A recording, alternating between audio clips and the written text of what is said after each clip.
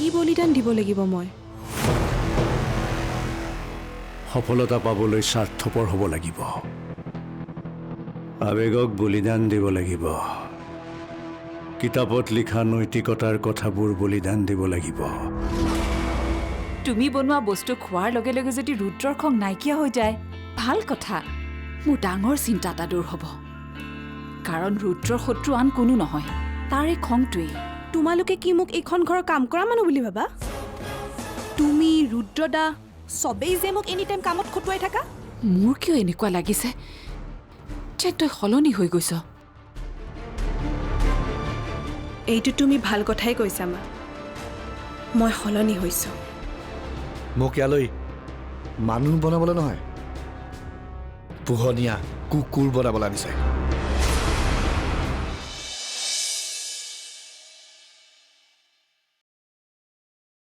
ৰাতিপুৱা উঠাৰ পৰা শোৱালৈকে কেৱল নেঙুৰে হিলাই থাকিব লাগে।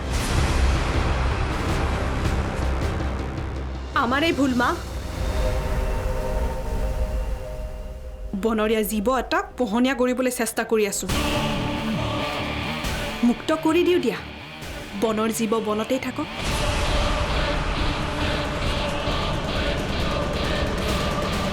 তুমি মোক কৈছিলা নহয় মা যে অদিচিক দেউতাকৰ প্ৰয়োজন আছেনে নাই? এনেকুৱা মানুহৰ সংগত থাকিলে আমাৰ অদিচি বেয়াহে হ'ব। আমাৰ দায়িত্ব অদিচিক বেয়া সংগৰ পৰা দূৰত ৰখা। আকৌ এবাৰ ভাবি চাইছা? যিমান ভাবিব লগা আছিল ভবা হৈ গ'ল মা। মানে দেখিছে, আপোনাৰ সন্মুখতে মোক বনৰীয়া বুলি ক'লে। এইজন মানুহৰ মোৰ জীৱনত কোনো প্ৰয়োজন নাই মা। পুৱাই পুৱাই কেনেকৈ ধেমালি কৰি আছানো? আপুনি বুজাওকচোন। একাপ চাহ খোজোতে তাইৰ ইমান অভিযোগ। আপোনাক দেখিছোঁ নহয় মই, আপুনি পুৱা গধূলি বছৰ চাহ ভাত যোগান ধৰোঁতেই যায় দেখোন। আপোনাৰ ছোৱালী হৈ এইখিনি জ্ঞান নাই নে মা? তুমি মোক মা বুলি নামাতিবা। মই কেৱল ৰুদ্ৰ আৰু ঈশাৰহে মাক।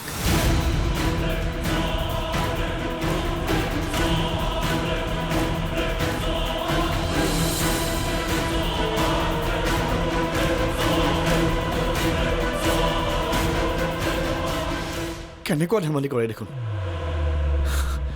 ভয় খাই গৈছিলোঁ সঁচাকৈ উলিয়াই দিব বুলি।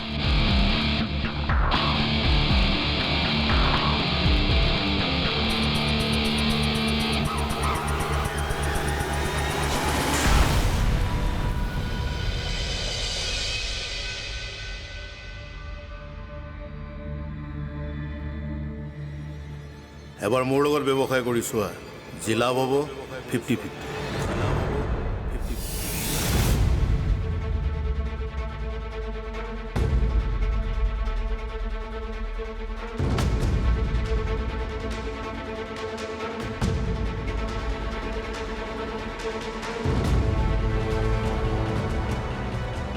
ৰুদ্ৰ, কি হ'ল? কি চিন্তা কৰি আছ? কিবা এটা ভাবি ভাবি শুই গৈছিলোঁ। যেতিয়া সাৰ পালোঁ, মই বিচাৰি থকা বস্তুটো চকুৰ আগত আহি গ'ল। কি আহি গ'ল? মোক পইচা দিয়াজন আৰু বিয়াত কন্যাদান দিয়াজন একেইজনে। ধনঞ্জয় ৰাজগুৰু। মই 100% চিয়'ৰ। ধনঞ্জয় ৰাজগুৰু তোৰ ওপৰত ইমান হঠাৎ ইণ্টাৰেষ্ট কিয় বাঢ়িল? মই দেউতাৰ মুখতো কেতিয়াও ধনঞ্জয় ৰাজগুৰুৰ নাম শুনা নাই। তেওঁ কিয় বাৰে বাৰে মোৰ জীৱনলৈ আহি আছে? কি সম্পৰ্ক তেওঁৰ মোৰ লগত? কি কাহিনী আছে তেওঁৰ মোৰ লগত?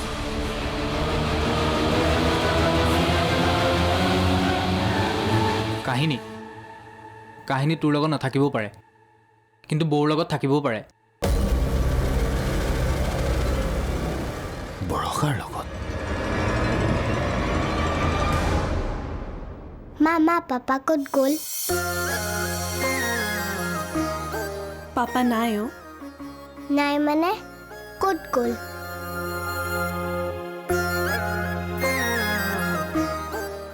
দিছি তুমি আৰু তোমাৰ পাপাক কেতিয়াও লগ নোপোৱা তোমাক পাপাই মৰম নকৰে নহয় মায়েহে কৰে যোৱা খেলাগৈ অ'কে সফলতা আহিব কিন্তু তাৰ আগতে ত্যাগো কৰিব লাগিব প্ৰকৃতিয়ে প্ৰথমতে বলিদান বিচাৰে তাৰ পিছতহে মনোকামনা পূৰ্ণ হয়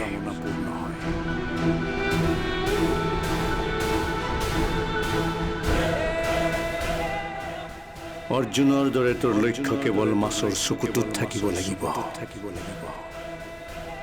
মাছৰ চকুটোৰ বাহিৰে বাকী সকলোবোৰ অপ্ৰয়োজনীয়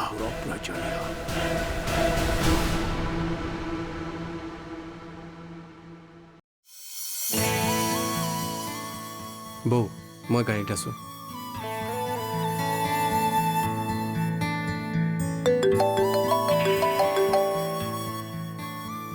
তুমি গৈ পালানে পালো মই গৈ আছোঁ দিয়া একেলগে আহিলে ভাল লাগিলে হয় হ'ব দিয়া এবাৰ মোক ফোন কৰিবা ৰ'দালিয়ে চাগে মোক দেখি ফূৰ্তিতে চিঞৰিব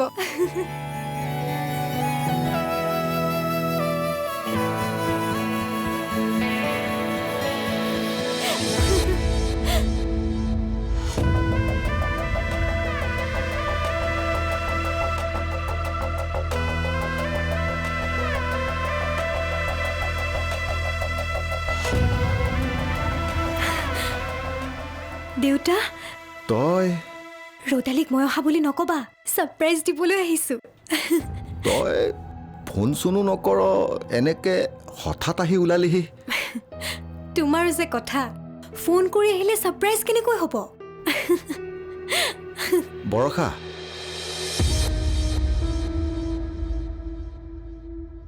তই ভিতৰলৈ নাযাবি কিয় বহুত কষ্টৰে মই তোক ক'বলগীয়া হৈছে মোৰ দৰে অসহায় পিতৃ চাগে এই পৃথিৱীত ক'তো নাই মই বুজা নাই দেউতা মই তোক কেনেকৈ কওঁ তোৰ নিজৰ ঘৰখনতে তোৰ স্থান নাই আমি আটাইয়ে দৌৰি আছোঁ আৰু যিজনে প্ৰথমে গন্তব্যস্থান পায় সেইজনেই সফল বাকী কেইজন বিফল মই বুজিছোঁ দেউতা প্ৰতিদ্বন্দ্বীক মই চেৰ পেলাব লাগিব আৰু তোৰ প্ৰতিদ্বন্দ্বী কোন তই জাননে বৰ্তমান সময়ত তোৰ প্ৰতিদ্বন্দ্বী হৈছে ৰুদ্ৰ বৰষা যেতিয়া নামে বৰষা যেতিয়া নামে তই উভতি যা বৰষা নহ'লে আজি ৰ'দালিৰ জন্মদিনৰ দিনাখন যদি কিবা অশান্তি হয় তেতিয়াহ'লে তাই সহ্য কৰিব নোৱাৰিব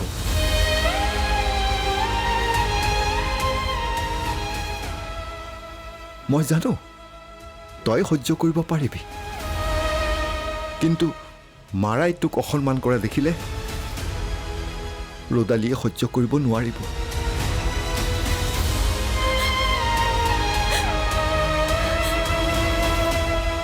বুজিছোঁ দিয়া দেউতা তুমি কেৱল দুখ নকৰিবা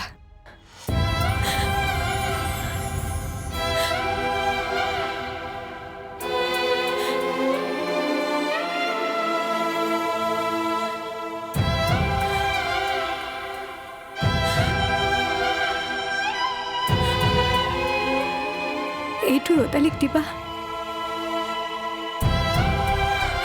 আৰু মই অহা বুলি ৰ'দালিক নকবা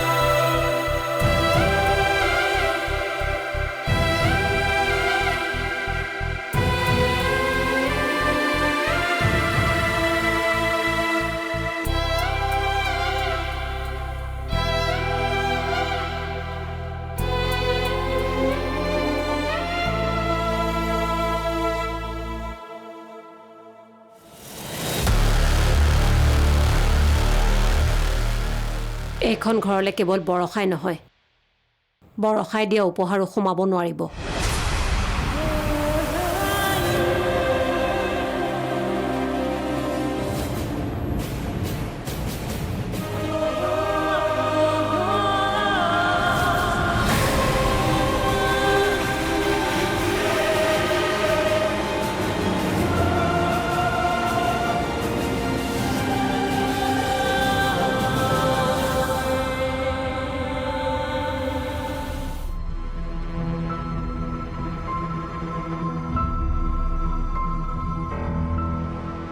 ঈশা, কিবা বুজিব পাৰিছনে?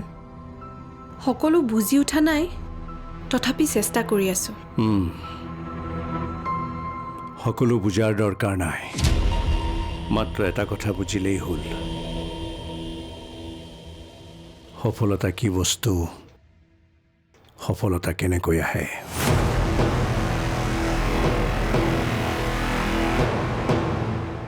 মই তোক কৈছোৱেই দেখোন, সফলতা মানে স্বাৰ্থপৰতা। তই সফল হ'বলৈ হ'লে কোনোবা এজন বিফল হ'ব লাগিব। আমি আটাইয়ে দৌৰি আছোঁ, আৰু যিজনে প্ৰথমে গন্তব্যস্থান পায় সেইজনেই সফল, বাকী কেইজন বিফল। মই বুজিছোঁ দেউতা, প্ৰতিদ্বন্দ্বীক মই চেৰ পেলাব লাগিব। আৰু তোৰ প্ৰতিদ্বন্দ্বী কোন তই জাননে?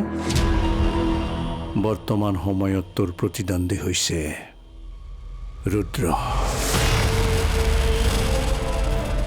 যি বিদ্যা মই তোক দিম, সেই বিদ্যা ইতিমধ্যে মই ৰুদ্ৰক দিছোঁ।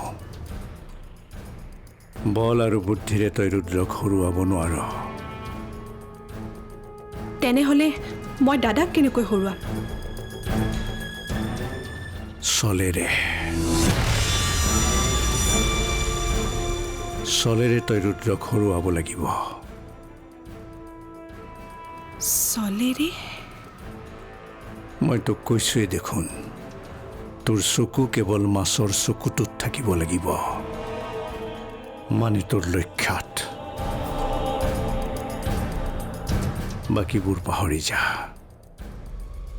সকলোবোৰ বলিদান দে। ক, তই বলিদান দিবলৈ সাজুনে? তই বলিদান দিবই লাগিব, তই ৰুদ্ৰক হৰুৱাবই লাগিব।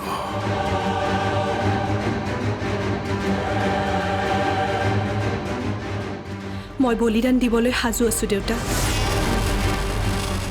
মই দাদাক হৰুৱাম। প্ৰতিশোধ। মই প্ৰতিশোধৰ জুইত জ্বলি আছোঁ। এই জুইতে সকলোকে জ্বলাই দিম। চাহ একাপ খাব নেকি? নহয়, মানে আপুনি এইখিনি সময়ত সদায় চাহ একাপ খায় যে, সেইটো কাৰণে সুধিলোঁ।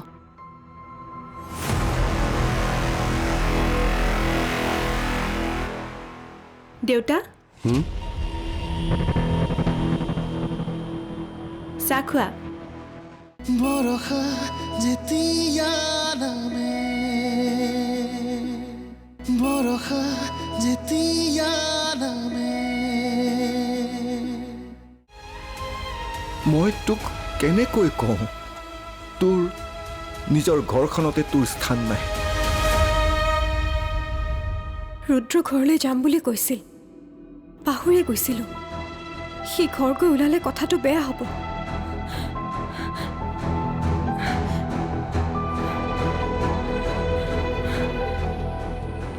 হেল্ল', ক'ত আছা তুমি? তোমাৰ ওচৰলৈ গৈ আছোঁ, তোমাক আনিবলৈ। পালা নেকি? নাই নাই, জাষ্ট ওলাইছোঁহে। যাব নালাগে এতিয়া, মই আহিলোৱে। ইমান সোনকালে আহিলা যে? মোৰ গাটো অলপ ভাল লাগি থকা নাই, সেইবাবে আহিলোঁ। কি হৈছে তোমাৰ? নাই, এনে অলপ গাটো বেয়া। ৰ'বা, মই ঘৰলৈকে গৈ আছোঁ।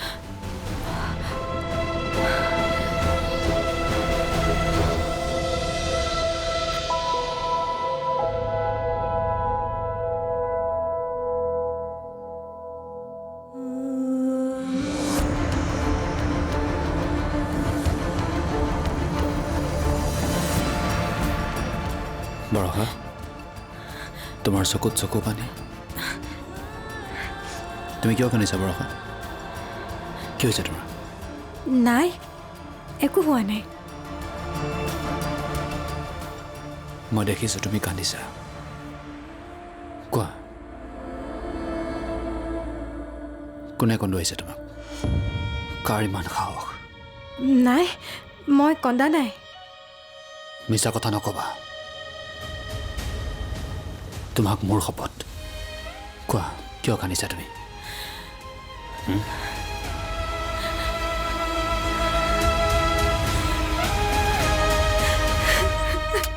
নাকান্দিবাচোন মোক ঘৰত সোমাবলৈ নিদিলে তোমাৰ মুখৰ পৰাই মই ভুটি আহিলোঁ কিয় মায়ে বিচৰা নাই মই সেইখন ঘৰলৈ যোৱাটো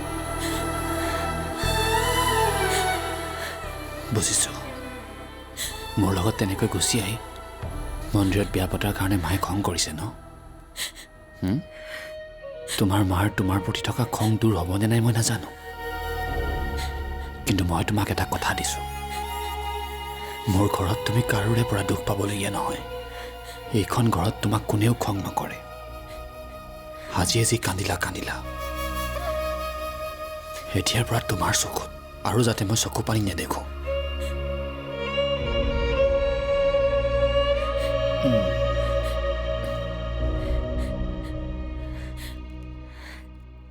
হাঁহি দিয়া আকৌ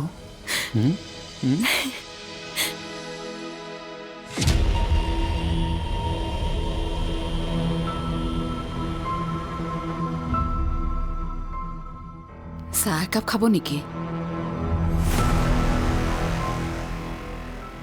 নহয় মানে আপুনি এইখিনি সময়ত সদায় চাহ একাপ খাই যে সেইটো কাৰণে সুধিলোঁ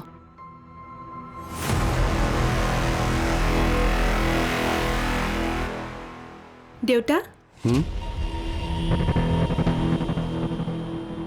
চাহ খোৱা